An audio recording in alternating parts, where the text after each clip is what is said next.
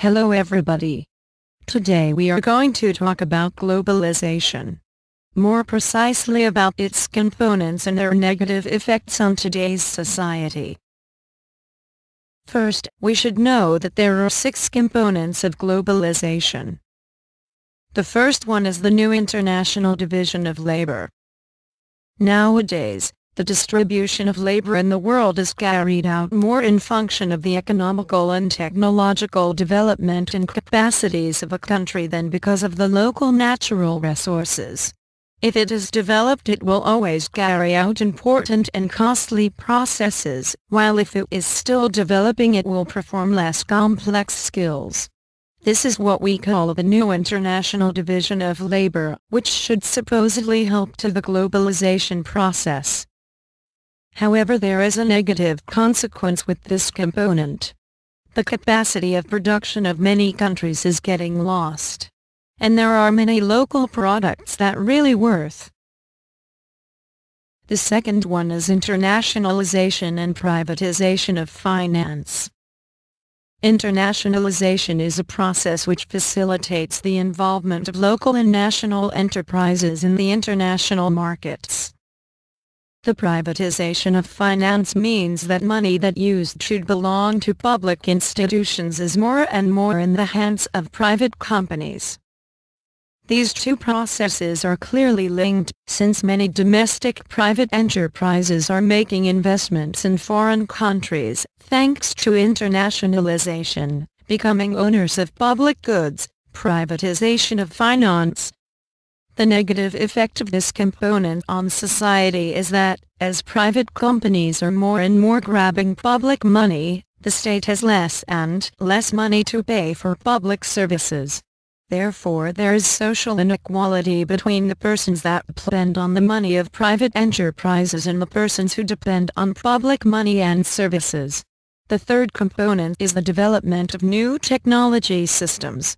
They are very important in globalization.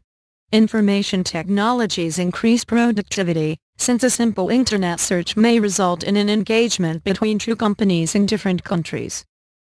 So they accelerate and facilitate the processes of international marketing, previously very long and complicated. Besides, they help with the data interchange between organizations, that previously required a representative to travel to the place of business. As most globalization components, new technology systems have also a negative effect on today's society, the dehumanization of labor relations. As most companies are getting used to work it all by computer and to virtually interact with other countries, the use of human interaction is degrading. Then we have standardized international consumer markets. Global consumers are increasingly insistent with the standardization of products. This process would much lower the operation costs of companies and would also expand their consumer bases. This is an important benefit for the development of globalization. People believe that the whole world should be a market entity, not a collection of national markets. Also, even if products themselves are sold in a standardized way, the brand and the promotion will still be recognized as local. Even so, the authentic value of local products is being lost, as since they are standardized, they are not valued by their origin, just by the standardized product itself. It is the time of the transnational corporations. These are enterprises that have headquarters in a country and many other consumer bases around the world. Their main objective is to take advantage of tax incentives, cheap labor, favorable environmental laws, or simply to access a wider market.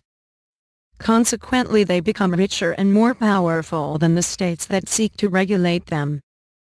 Actually, this issue is becoming more and more a rivalry between the state and the enterprises, because, as I said, they try to overcome the power of the state.